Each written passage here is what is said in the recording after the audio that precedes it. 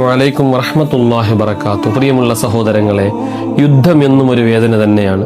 യുദ്ധങ്ങളുടെ അനന്തരഫലങ്ങൾ നാശവും നഷ്ടങ്ങളും തന്നെയാണ്. നിങ്ങൾ സോഷ്യൽ മീഡിയയിൽ കണ്ടില്ലേ, 160 കുഞ്ഞി കബറുകൾ ഇറാൻ കുഴിച്ചിട്ടുണ്ട്, കുഞ്ഞിളം പൈതലുകളെ അടക്കാൻ വേണ്ടിയിട്ട്. ബോംബിട്ട് കാബാലുകൾ തകർത്ത പൊന്നുമക്കളുടെ കബറുകൾ. ഇതൊക്കെ കാണുമ്പോൾ വിശുദ്ധമായ ഖുർആന്റെ ഒരു ആയത്ത് ഓതിപ്പോവുകയാണ്. അള്ളാഹു പറയുന്നുണ്ട്, വലാ തഹ്സബന്നല്ലാഹ ഗാഫിലൻ അമ്മാ യഅമലുൽ ളാലിമൂൻ. അക്രമികൾ ചെയ്ത ഈ കൊടുംക്രൂരതകൾ, ആ കൊടുംക്രൂരതകൾക്ക് മുന്നിൽ അള്ളാഹു അശ്രദ്ധനാണെന്ന് നിങ്ങൾ വിചാരിച്ചു പോകരുത്. കണ്ണ് തള്ളിപ്പോകും വിധം ഒരു ശിക്ഷ കൊടുക്കാൻ അള്ളാഹു കാത്തിരിപ്പുണ്ട്. ഇത്തഖി ദഅവത്തൽ മദ്ലൂം. അള്ളാഹുവിന്റെ റസൂല് പറയുന്നുണ്ട്, ഇത്തഖി ദഅവത്തൽ മദ്ലൂം. ആക്രമിക്കപ്പെട്ടവന്റെ ദുആ നീ സൂക്ഷിക്കണം.